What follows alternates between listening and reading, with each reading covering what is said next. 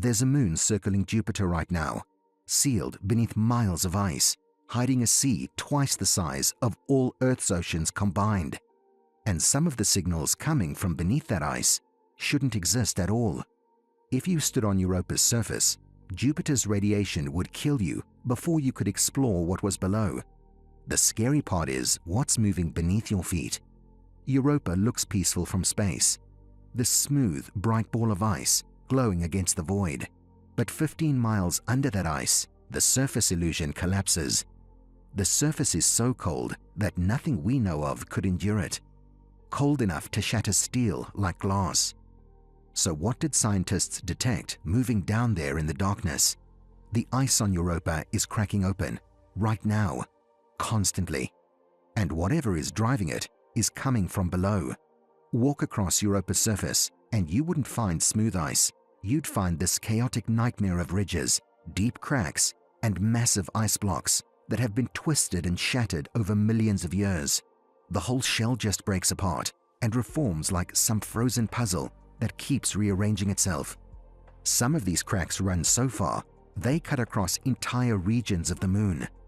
Look closer and you'll see these dark streaks cutting across the moon's face. They're not random scratches, they're evidence of the ice getting ripped apart with serious force.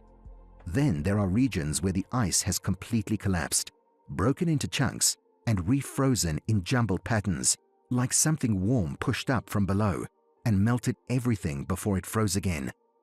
Europa formed over 4 billion years ago, yet most of its surface is only 40 to 90 million years old. The surface is constantly refreshing itself. Despite its distance from the sun, something inside Europa is still driving constant activity. So if Europa is frozen on the outside and far from the sun, how deep does that ocean actually go? The Mariana Trench is the deepest point in Earth's ocean. Europa's ocean is 13 times deeper than that. Estimates put Europa's ocean tens of kilometers deep. It wraps around the entire moon under the ice, one continuous shell of liquid saltwater that's never seen sunlight. And you still haven't matched what's hiding under Europa's ice. The ocean sits directly on a rocky seafloor, similar to Earth's. That kind of seafloor is the same environment where hydrothermal vents form on Earth. The water's not pure either. It's salty and loaded with minerals pulled from the rock below over billions of years. Scientists found sodium chloride, regular table salt, mixed into the surface ice, a sign that the ocean is actively interacting with the rock below. An ocean that size, staying liquid for billions of years, that creates conditions for some seriously complex chemistry. But Europa is 5 times farther from the sun than Earth.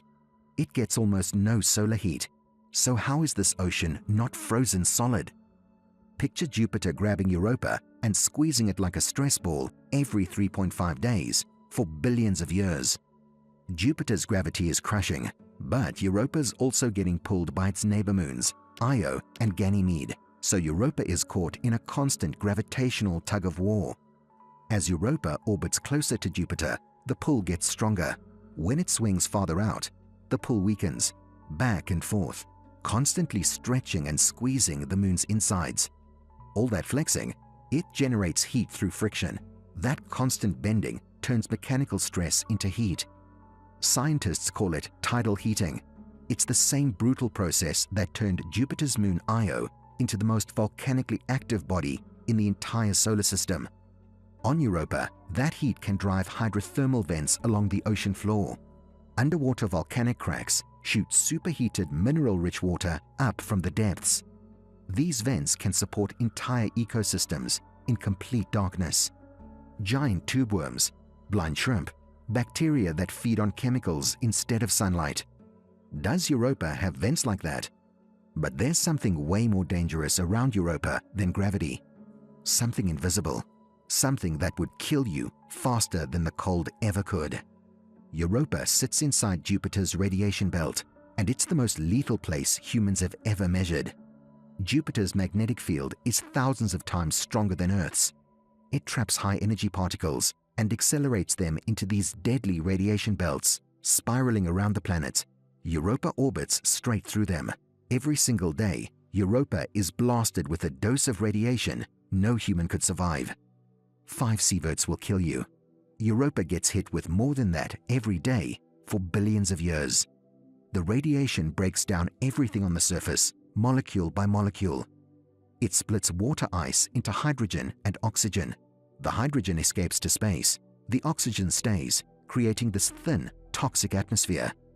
Your electronics, dead within hours. Circuit boards destroyed. Computer chips fried. Your DNA, shredded by high-energy particles tearing through your cells. Even heavily shielded spacecraft take damage just flying by. But the radiation may be doing something far stranger than just destroying the surface. As it splits water molecules, it makes oxidants. Those chemicals are essential for metabolism. If that oxygen-rich ice ever sinks into the ocean, it doesn't disappear. So the surface is getting hammered by lethal radiation, and everything's frozen solid. Could anything actually be moving under the ice?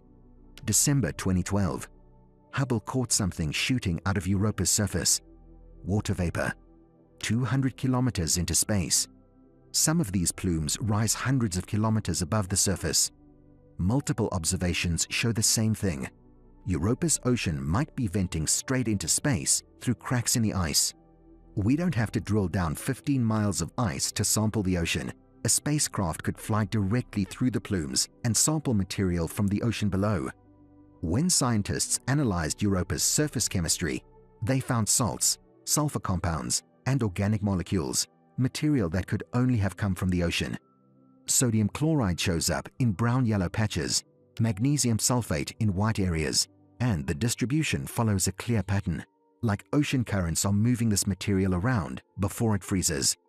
Moving water means energy transfer, circulation, the same kind of conditions that sustain complex chemistry in extreme environments. If Europa's ocean is circulating, energy and material aren't staying trapped in one place. So, if all the signs point to this potentially habitable ocean, why haven't we landed anything there yet? We put robots on Mars 17 times. Europa, we haven't even tried once. The ice is 15 to 25 kilometers thick. Drilling through that would need technology we literally don't have yet. The deepest hole ever drilled on Earth only made it 12 kilometers, and that was on land in normal conditions. Now, imagine doing that at minus 160 degrees, getting cooked by radiation, with zero chance of real-time human control. Any lander we send has to survive radiation that destroys electronics in hours. It has to work in temperatures that make metals brittle and shatter. And it has to talk to us across 600 million kilometers, where radio signals take over 40 minutes to arrive, which means it's completely on its own. No waiting for mission control when something goes wrong. And building a submarine for that ocean, that's an entirely different level of risk. It needs to handle crushing pressure, navigate in pitch black through chemistry we don't understand, and run for years without maintenance or any human help. The best idea so far is a nuclear-powered probe that slowly melts down through the ice, but that could take years, and the ice might have brine pockets that flood it, or cracks that trap it, or hidden structures that stop it entirely. We're probably decades away from actually reaching that ocean, but Europa matters for reasons far bigger than the moon itself. So what does this frozen world tell us about life out there? Europa didn't just change where we look for life, it changed what we think life actually needs. Before Europa, life searchers focused almost entirely on the habitable zone around stars. Scientists thought that was basically required for life. Europa destroyed that idea. It showed that liquid water, energy, and complex chemistry can exist far from any star, buried under miles of ice in total darkness. Europa keeps an ocean bigger than all of Earth's sea's liquid through gravity alone. That realization flipped astrobiology upside down. Now we're looking at ocean worlds, moons, and planets with subsurface seas. Saturn's moon Enceladus has one, so does Titan. Evidence suggests Ganymede does too. Even Pluto may hide an ocean beneath its ice. If ocean worlds are common, and if Europa's got life in it, that would radically change how common life might be in the universe. If even simple microbes exist in Europa's ocean, life wouldn't require sunlight, doesn't need surfaces, doesn't need to look anything like Earth. It would mean life's not some rare accident. It may simply emerge wherever the conditions allow. Right now, Europa's spinning through space, keeping its secrets locked under ice that's never been broken. From far away, it looks calm, empty, just another frozen moon.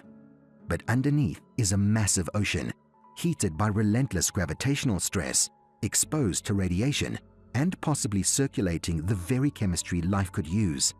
NASA's Europa Clipper launched in October 2024. It'll reach Jupiter in April 2030 and make 49 close passes by Europa. It's going to scan the ice with radar, measure how thick it is, and look for liquid water pockets.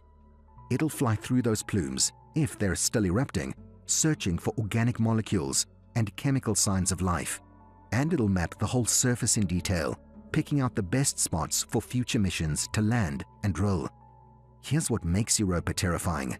It's not what we know, it's what we don't.